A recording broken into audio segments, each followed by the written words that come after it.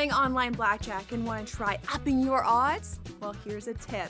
Cheat cards tell you statistics for whether you hit or stand on every move. If you're into stats, this could be your ticket to winning. And it is totally legal. Now, go get lucky. See you in Las Vegas. Let's get lucky. The Giants are probably going to open up 1-5 on the season. So then you start to say the fans are getting angry. They just want to see Dart. The ownership's like, hey, you know what? Maybe we'd make the right move with Russ here. But then you have self-preservation mode with the general manager and the head coach where it almost seems like it's inevitable. Midway through the season, it's going to have to be Jackson Dart. Otherwise, what are we doing, Giants?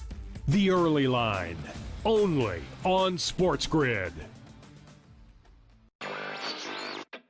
It should be illegal for Scottie Scheffler to play on the PGA Tour. This guy can't be stopped. Another victory at the BMW Championship. He has a chip on the 17th, which will go down in the history books. 82 feet, landed 60 feet short, and then rolled the rest of the way. Super exciting win again for Scheffler, who is not only the best golfer in the world, he's becoming one of the best golfers of all time. Newswire, only on SportsGrid. It doesn't matter that they're early in the game, late in the game, they're trailing, they're leading. It doesn't matter, garbage time. CeeDee Lamb is the guy, and we saw that even after Dak got hurt last year and Cooper Rush was under center. Targets were going to CeeDee Lamb. And when you can get 9, 10, 12, 15 targets on a game-by-game basis, he's going to rack up fantasy points every single week. Frankly, he underperformed last year. Game time decisions, only on SportsGrid.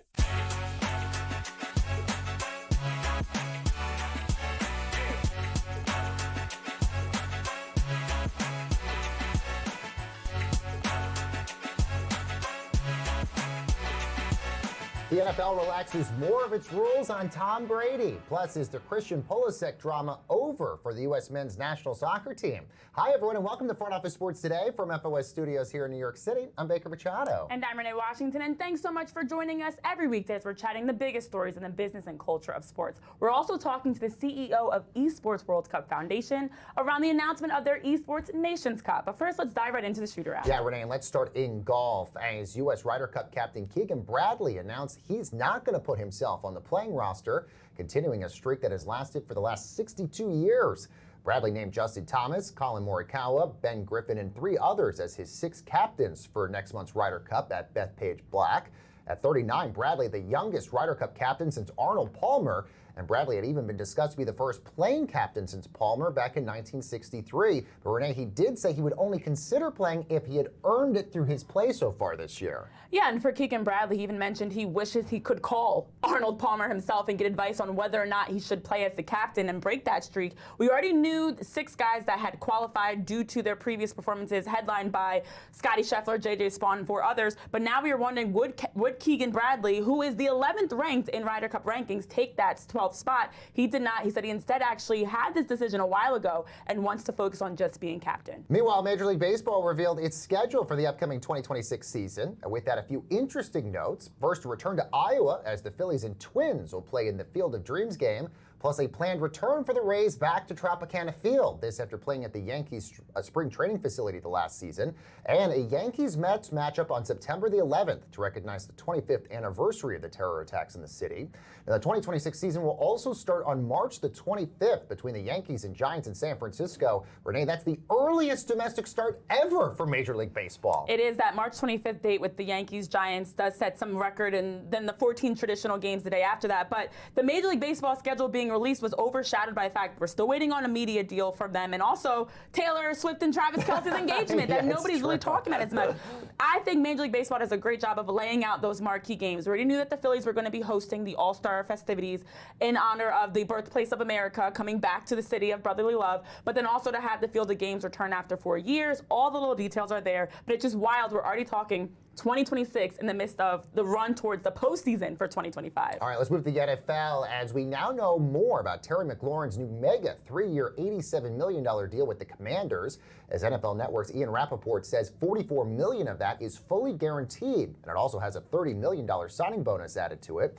Meanwhile, in other wide receiver news, ESPN's Adam Schefter says the Carolina Panthers have traded Adam Thielen back to the Minnesota Vikings for a 2026 5th-round and 2027 4th-round pick, allowing Thielen to finish his career with the team that he played 10 seasons for.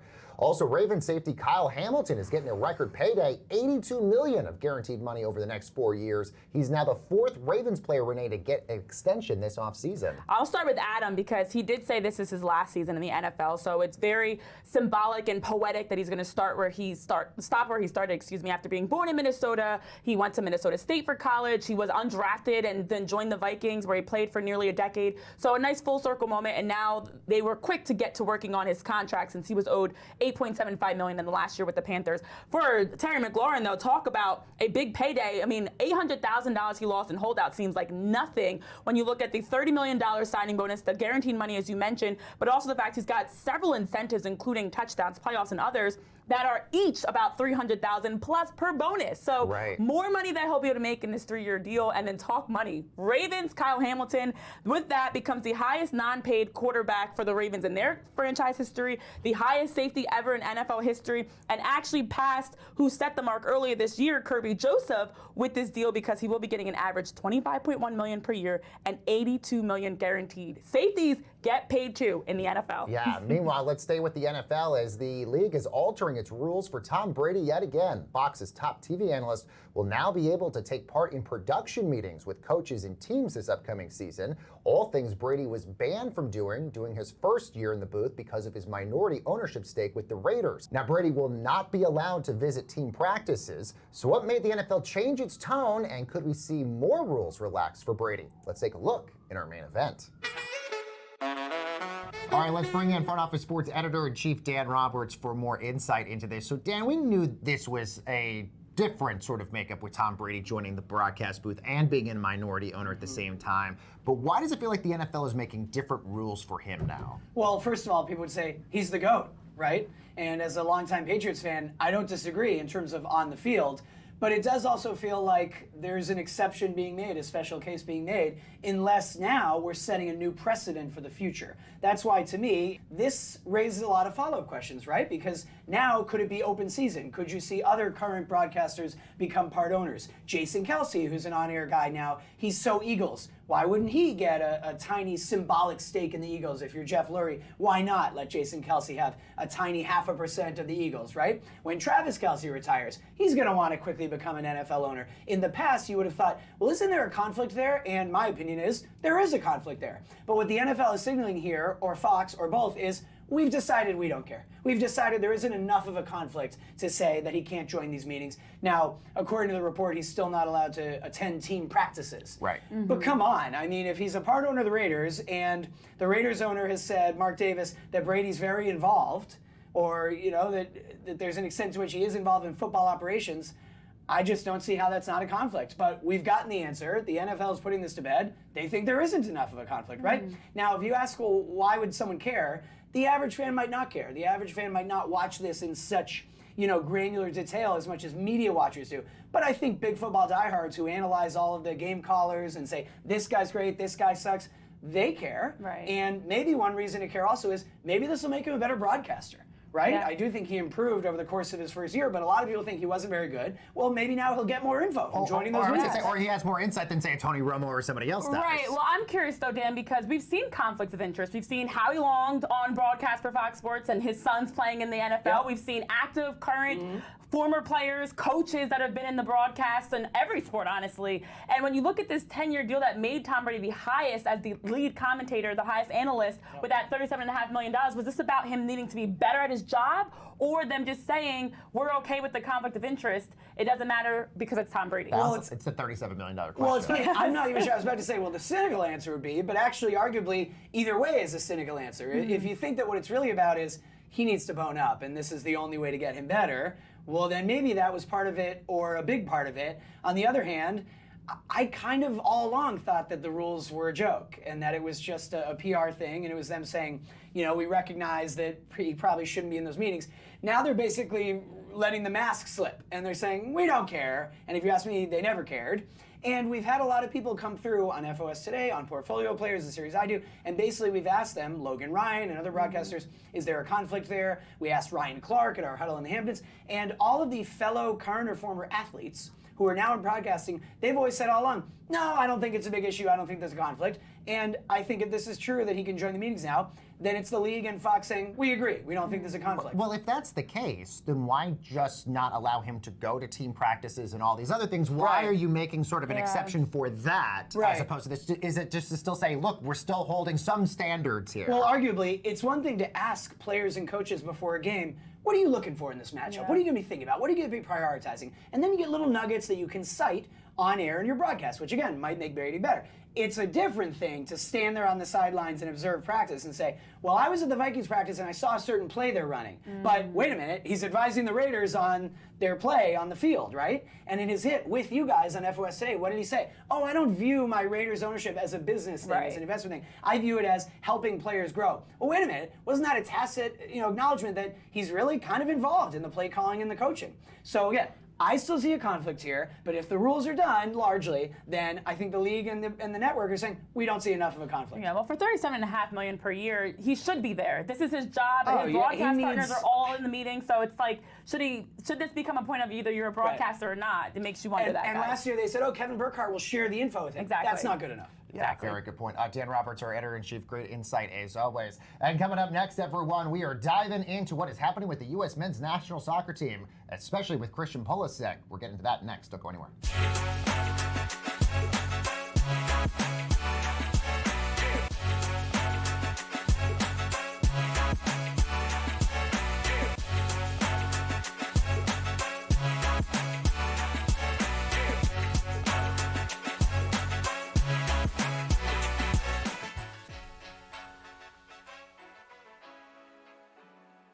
This is the moment every fan waits for. The countdown's over. The road to kickoff has begun. Play is here to stay. I'm not going to name names, Kevin. From win totals to player props, from division races to MVP debates, we've got eyes on every camp and data feeding 24/7, breaking down every angle across the league. Every pick, every edge, every line that matters. SportsGrid. Your road to kickoff starts now. They're saying that he might be back for the start of the playoffs, but their playoff spot isn't secure with the Mariners bearing down on them and the wild card completely in flux. So this is like borderline red alert because the pitching staff has not been good. We have not seen good stuff from Framber Valdez. So now that the back end of the bullpen is not good, I don't know what to make. Pro Baseball Today, only on SportsGrid. Answer is this. 12-team, 3 wide receiver, you take Jamar Chase.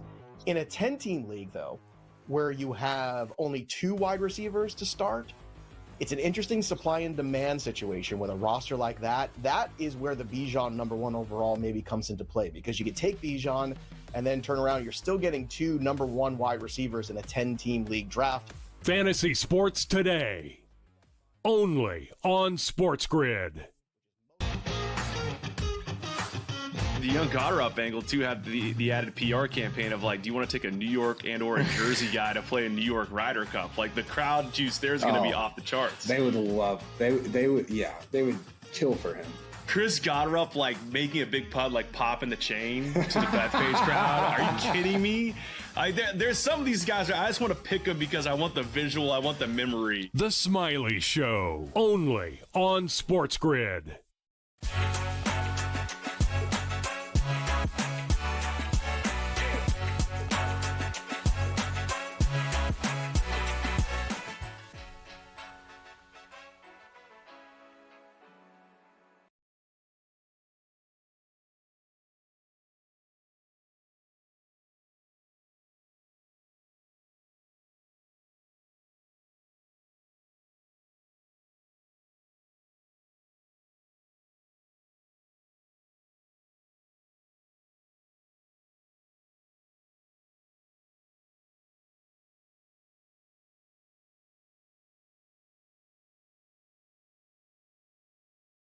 It's a bit of a strange one that has been completely overblown by a couple of former U.S. men's national team players who I think are a little jealous of some success that Christian Pulisic has had that maybe they didn't have abroad. It's a very strange situation. What Pulisic asked for is not crazy. He had played over 4,000 minutes in back-to-back seasons. He had been highly successful for AC Milan, one of the biggest clubs in the world, both in the Serie A and in the Champions League.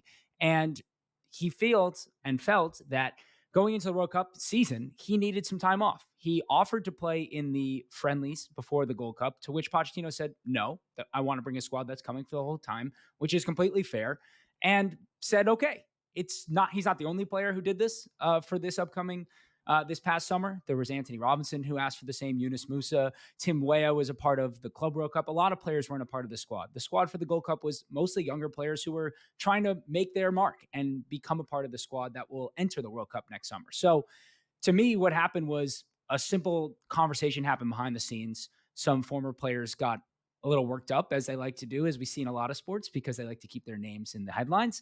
And it got a little bit blown out of proportion. My understanding is Pulisic, the rest of the U.S. men's national team, and Pochettino are ready to move forward, and we have much bigger issues than this.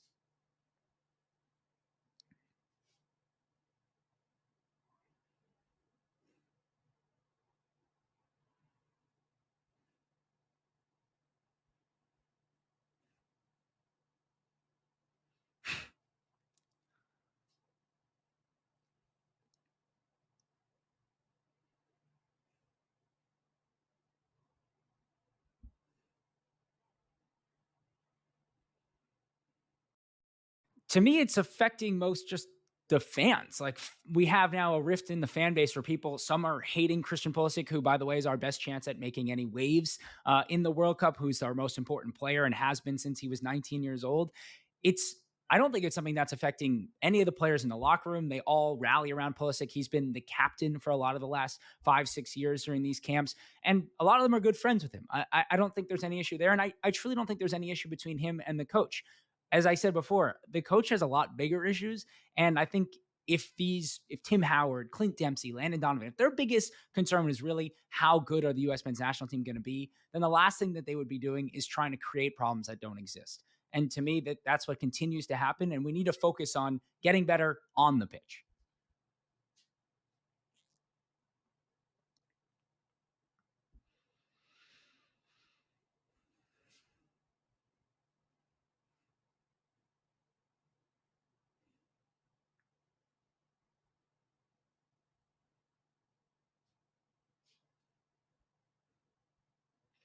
It's a bit of an odd one because since Pochettino has come in, we're almost about a year since his first camp in 2024, there have been some encouraging signs. The way that we're playing is more exciting.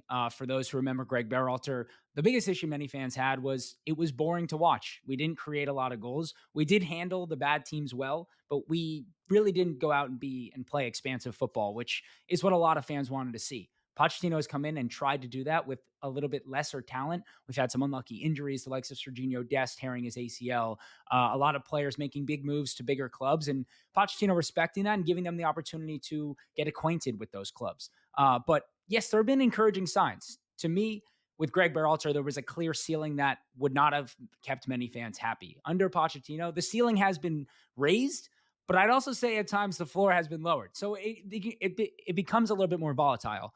But yes, the talent is bigger than we had prior. I'm not sure it's necessarily reached the levels that we got to under Jurgen Klinsmann in terms of consistency and ability to beat the better teams. But with 9 months to go, I still have some hope that we can get this right, although it is a bit of an odd September roster coming up.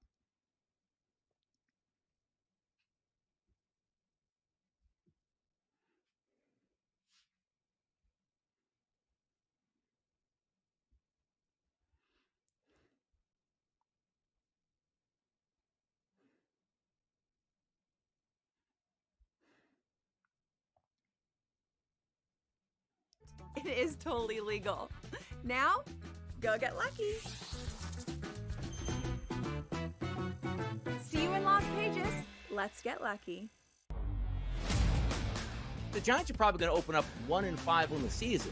So then you start to say the fans are getting angry. They just want to see Dart. The ownership's like, hey, you know what? Maybe we make the right move with Russ here. But then you have self-preservation mode with the general manager and the head coach, where it almost seems like it's inevitable. Midway through the season, it's going to have to be Jackson Dart. Otherwise, what are we doing, Giants? The Early Line, only on SportsGrid. It should be illegal for Scottie Scheffler to play on the PGA Tour. This guy can't be stopped. Another victory at the BMW Championship. He has a chip on the 17th, which will go down in the history books. 82 feet, landed 60 feet short, and then rolled the rest of the way. Super exciting win again for Scheffler, who is not only the best golfer in the world, he's becoming one of the best golfers of all time. Newswire, only on SportsGrid. It doesn't matter that they're early in the game, late in the game, they're trailing, they're leading. It doesn't matter garbage time. CeeDee Lamb is the guy. And we saw that even after Dak got hurt last year and Cooper Rush was under center. Targets were going to CeeDee Lamb. And when you can get 9, 10, 12, 15 targets on a game-by-game basis, he's going to rack up fantasy points every single week. Frankly, he underperformed last year. Game time decisions, only on SportsGrid.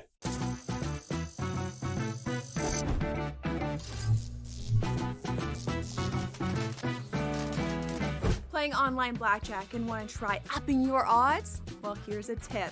Cheat cards tell you statistics for whether you hit or stand on every move.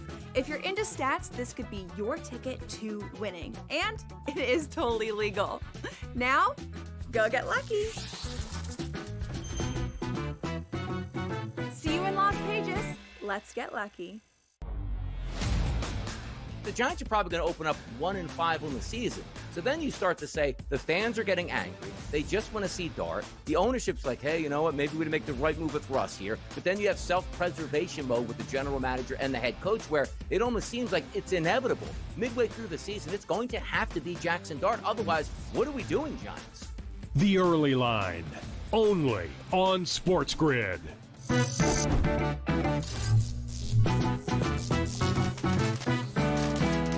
Here's a tip. Some machines and online games have higher average payouts than others. Want to try to maximize your odds? Well, do some research online to find games which have the highest RTP or return to player percentage. He was not only the best golfer.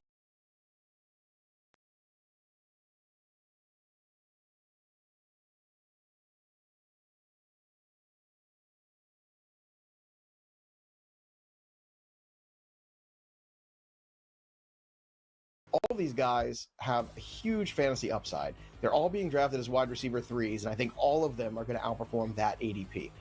Calvin Ridley could end up as a low-end 1, high-end 2. George Pickens, I think, is going to end up being a solid back-end wide receiver 2 at the end of the day. Fantasy sports today, only on SportsGrid. In extras, knocked out the Reds 6-5. This team doesn't lose. And the only thing I want to say, Tom, is I just hope they can continue this. Now, what does that mean? 40 games in a row? Of course we know it's not going to be the case. They are peaking right now. We've seen so many times. Baseball's a long season. Boy, if the Brewers are playing this baseball on September the 28th, watch out. But they are sensational right now. Pro Baseball Today, only on SportsGrid. If the Golden State Valkyries make the playoffs, and right now at 18-17, they're one game ahead of the loss column versus Seattle and the Spartans. If they make the playoffs, you must, and I mean must, give their coach head coach of the year in the WNBA. Betting above the rim, only on SportsGrid.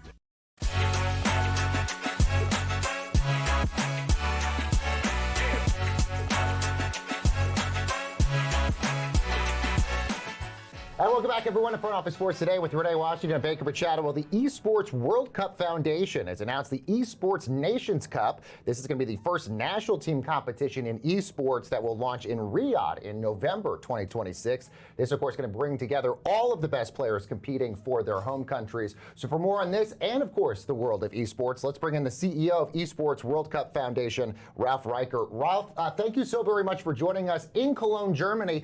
Tell us a little bit more about this Nations Cup and what are sort of the prizes and winnings here? Sure. So, I mean, we've just with the Esports World Cup, which just concluded, really helped to bring the esports industry and with that, the gaming industry together, right? Esports so far had fantastic competitions and tournaments, filling stadiums, growing over the last 15 years. But all of these has been almost like an individual discipline. Think about it in traditional sports. You have football, baseball, basketball, right? They're all fantastic on their own. But what the Esports World Cup does, it brings it all together. It means we had the 24 biggest games in one big competition over 7 weeks.